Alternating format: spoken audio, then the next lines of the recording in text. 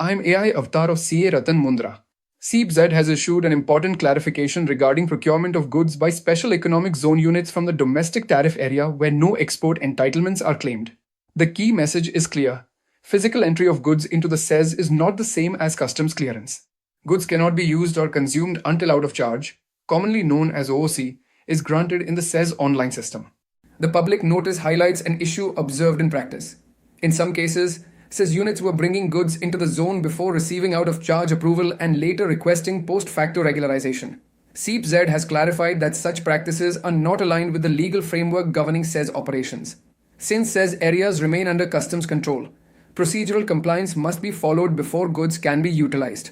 The clarification is based on key provisions of the SEZ legal framework. Section 53(1) of the SEZ Act treats a special economic zone as territory outside the customs territory of India for authorized operations. Rule 27(11) requires examination of goods at the SEZ gate or designated area unless special permission is granted.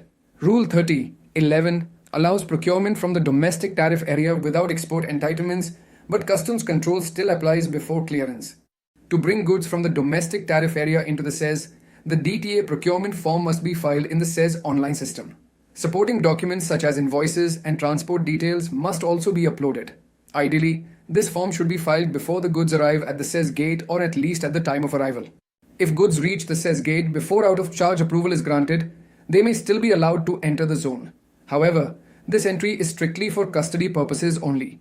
It does not mean that customs clearance has been granted and the goods remain under regulatory control until OOC is issued. Goods that enter the SEZ before receiving OOC must be placed in a designated holding area.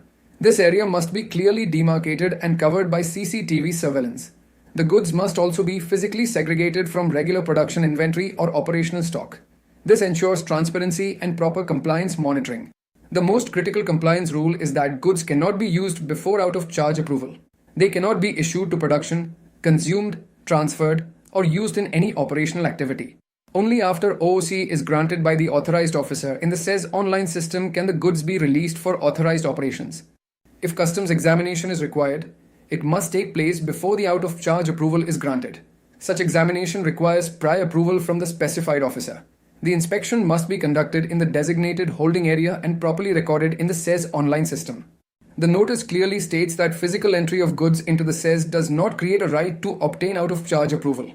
If goods are used before clearance, post facto regularization will not be allowed. Such cases may attract regulatory action under the SEZ Act, SEZ rules, and other applicable laws. For SEZ units, this clarification means stronger compliance planning and operational coordination. Teams responsible for procurement, warehouse management, security, and production must understand the difference between gate entry and customs clearance. By strengthening documentation, stock segregation, and internal processes, SEZ units can ensure smooth operations while maintaining full regulatory compliance. Moonsys and Management Consultants LLP, a trusted partner for SEZ and IFSC excellence, a pioneer in establishing SEZ and IFSC units within GIFT City and India, delivering end-to-end IFSC setup.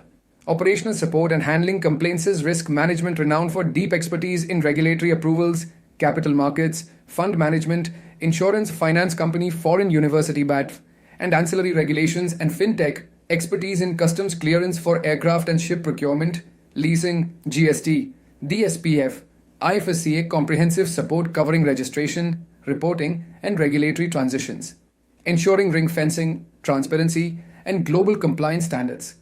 Join our network, scan the QR codes below to stay connected with us.